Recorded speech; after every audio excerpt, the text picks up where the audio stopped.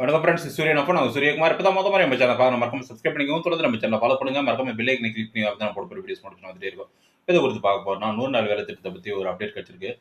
மக்களவையில வந்து பார்த்தீங்கன்னா, நாடாளுமன்றத்தில ஒத்திவைப்பு தீர்மானம் வந்து வேலூரை சேர்ந்த அ கதிரானந்த் எம்பி வந்து ஒரு ஒத்திவைப்பு தீர்மானம் கொண்டு வந்திருக்காரு. அதில எத பத்தி சொல்லியிருக்காருன்னு பார்த்தீங்கன்னா, நாடு முழுவதும் வந்து 27,00,000 பேர் வந்து 100 நாள் வேலை திட்டத்திலிருந்து நீக்கியிருக்கீங்க.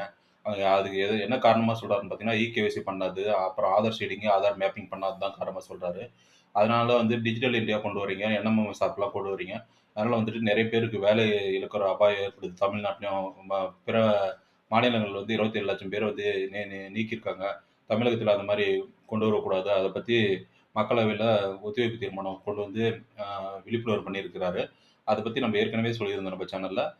இப்ப மக்களவையிலும் அத பத்தி குரல் குடுத்திருக்காங்க. இது 100 நாள் வேலை திட்டத்த பணி செய்றவங்களுக்கு எல்லாமே ஒரு முக்கியமா அ தெரிய வேண்டிய விஷயம். பார்த்தீங்கன்னா, அவங்க இகேஒய்சி பண்ணாம ஆதார் ஷீடிங், ஆதார் மேப்பிங் பண்ணாம இருந்தாங்கன்னா, அவங்க பேர வந்து நீக்கிருவாங்க 100 நாள் வேலை திட்டத்துல. அதுல அத வந்து மைக்ரேஷன் டெத் ஆயிட்டு இருந்தாங்கன்னா, அவங்க பேர கம்பல்சரி நீக்கிருவாங்க. அதேபோல வந்து அ மைக்ரேஷன் வேற பஞ்சாயத்துக்கு ட்ரான்ஸ்ஃபர் ஆயிட்டு இருந்தாங்கன்னா, அவங்களுக்கு வந்து பேர் கம்பல்சரி நீக்கிருவாங்க. இத பத்திலாம் தெரிஞ்சுக்கணும் அப்படின்னு சொல்லிட்டு தான் அவரு தீர்மானம் கொண்டு வந்திருக்கிறாரு.